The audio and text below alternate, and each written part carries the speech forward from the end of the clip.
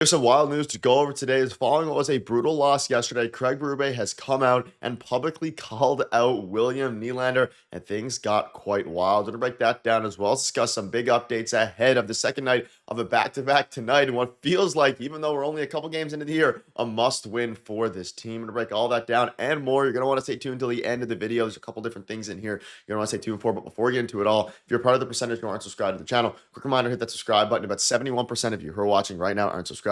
You guys have been absolutely fantastic with the support, even though the Leafs have been, of course, struggling. Darius, this is not the way we wanted the season to start. They are now 1-2, which is pretty wild given how easy and on paper this schedule was.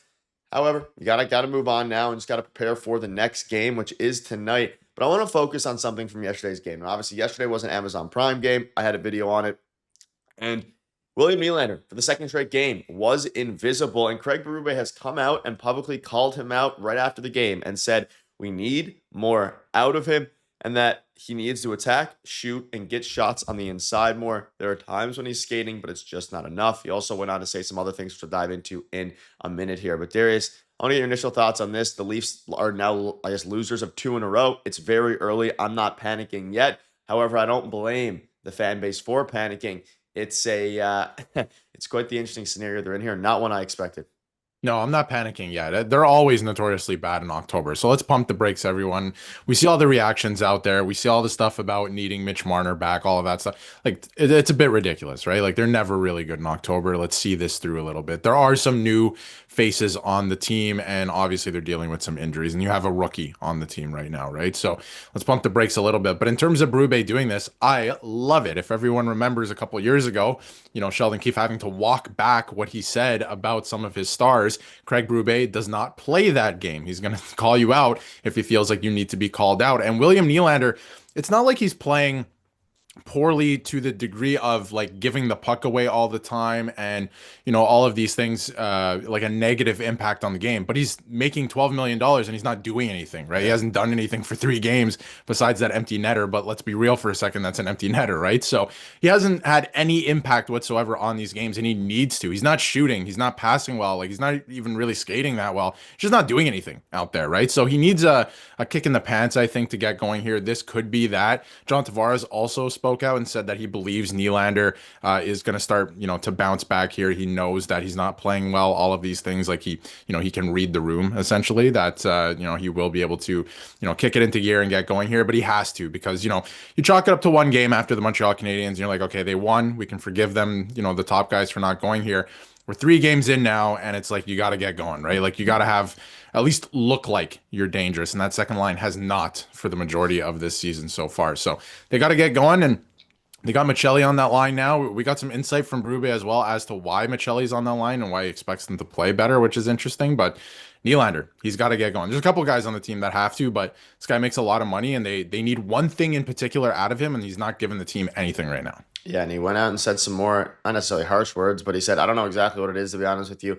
I'll have a conversation with him, see where he's at and what's going on. So he wasn't shy to call out. I mean, 3 shots in 3 games is wild for someone making as much money as William Nylander is. And beyond even the shots in 3 games, you mentioned it, he doesn't look good, and he just doesn't look like he's attacking. He doesn't look comfortable, and it's weird because William Nylander is usually very aggressive offensively, sometimes to the detriment of turnovers and things like that, but it's always outweighed by his positive impact. Not happening at the moment. It's just very passive style of play. Seeing similar out of Tavares, but you don't expect as much from Tavares. He's aging a little bit. Tavares had another bad game yesterday. It is what it is. He's hopefully going to figure it out. Maybe he's just a third-line center at this point. What we thought he was going to be last year is what he is this year. We'll see. Again, way too early to make accurate judgments on that, but very disappointing for William Nylander thus far. There's no other real words to talk about it. And you mentioned the Michelli thing. Let's dive into it. So Berube spoke out on putting Michelli with Tavares and Nylander, and he said he put Michelli there for more puck touches. They're not getting enough puck touches in the offensive zone, and they're not getting there enough. And when they do get in there, it's in and out. Any thoughts on this? The line's interesting. I expect him to still be in a blender. We'll dive into Easton Cowan here in a minute and his potential, line tonight. But Michelli hasn't looked good either, quite frankly. However, I don't mind him with Tavares and Nylander. It's an interesting one. Tavares looks a little bit, a step slower. Maybe it's just him catching up. Maybe, I could say it's a million things. Tonight's a pretty big game in my eyes. You have to go out against the Predators and actually take care of business handedly. We'll dive into some stuff with Stolarz as well. But for Michelli, it's he needs to be better as well. And I don't want to kind of, he's newer, so it's obviously going to give him a little bit of a grace period, but not looking great either with him.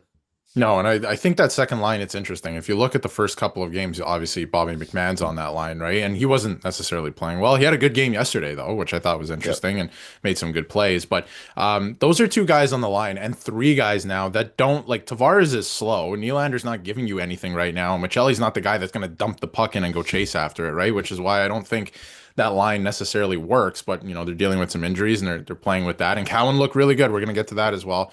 Cowan looked really good on the first line. So pretty interesting. I don't think it's Michelli's fault per se. And, a lot of the lines are being shifted around and it's hard to find chemistry. And Tavares and Nylander specifically are not going. So don't want to point the finger at anyone specifically. But, if the other two guys are going, it's not Michelli's fault at this point, right? So I think it was interesting that, Berube made that observation because through the first two games, you could tell that line was out there and it was like a track meet. They're going back and forth, giving up the puck, and they were not sustaining any offensive zone pressure or time, right? So they still haven't been able to do that. So looking today for them to build some positive momentum, but I think it starts with Nylander. He drives that line, and he should be driving that line because he makes the money to drive that line. So we'll see what happens in this game tonight. It's interesting. They played, quite a lot of hockey already in a short amount of time, and another back-to-back here. But they got to get going. But I think it's on Nylander to kind of get that line going.